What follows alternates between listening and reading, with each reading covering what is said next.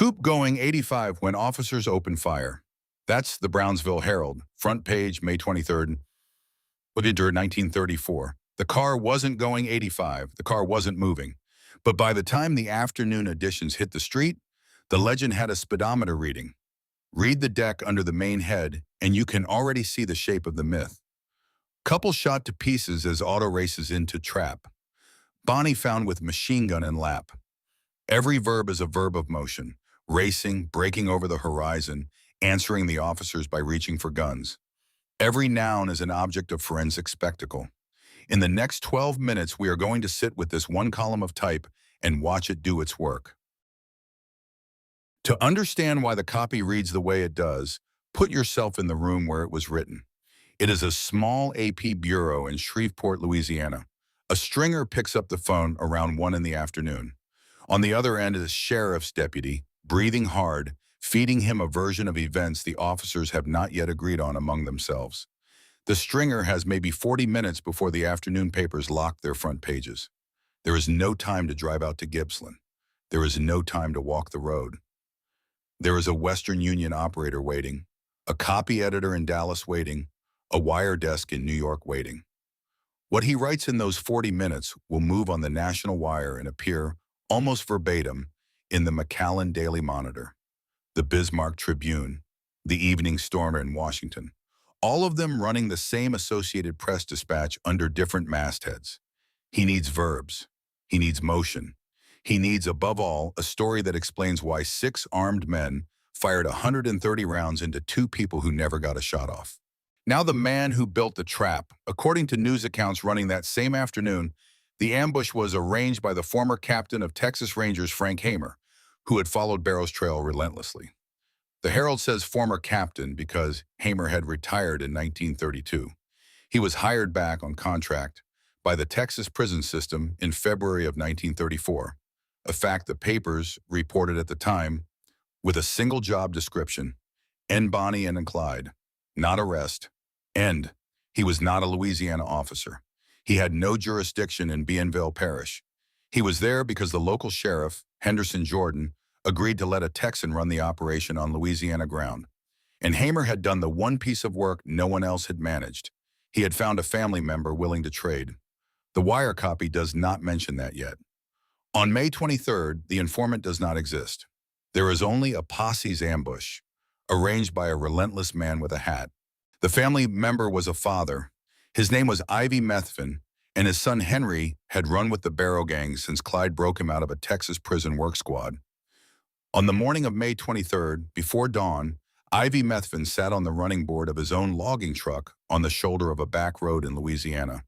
The truck had one wheel removed and was propped up on a jack. That was the bait. Clyde Barrow, who knew this family, who trusted this old man because Henry trusted him, would slow down for a stranded neighbor. Sit with what that morning cost Ivy Methvin. He is not a ranger. He is not police. He is a Louisiana farmer who has been told, in plain terms by Hamer and by Sheriff Jordan, that his son Henry, a wanted man facing the Texas electric chair, will get a Louisiana parole and walk free if Ivy sits on that truck at that hour, and that if he does not sit on that truck, Henry will be hunted and killed with the other 2. There is no version of this dawn in which Ivy Methvin is not trading one life he loves for the lives of 2 people his son eats supper with. Now the passenger.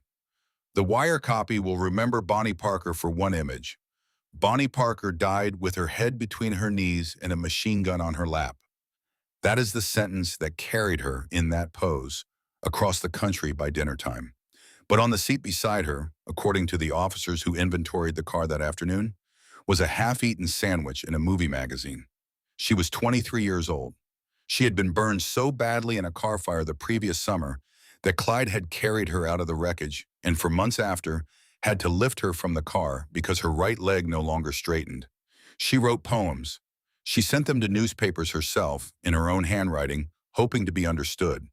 The version of Bonnie Parker that appears in the AP copy on May 23rd is the version with a machine gun in her lap. The version that was actually in the car was a woman with a magazine in her hand and a leg that hurt every time the road went rough. So let's read the Brownsville Herald's key paragraph. The way it moved on the wire. With the posse heavily armed hiding in the brush along the paved highway, Barrow's car broke over the horizon racing at an 85-mile rate. As the car approached, an officer yelled halt. Barrow and the woman answered by reaching for their guns and were met by a fusillade from a dozen guns. Watch what the sentence does. The posse is hiding. That is the only word in the paragraph that admits a trap.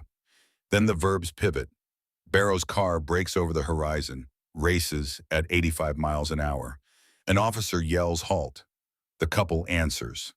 Suddenly the ambushers are responders. They are met. The stationary men in the brush have been rewritten as the reactive party, and the two people in the car, one of them with a leg that couldn't fully bend, are the aggressors. The 85 miles an hour is doing a specific job. It is turning a killing into a chase. It is why the speedometer reading is in the headline and not in the 7th paragraph. Then comes the inventory. In the follow-up columns that ran that evening and the next morning, the papers listed what was in the car.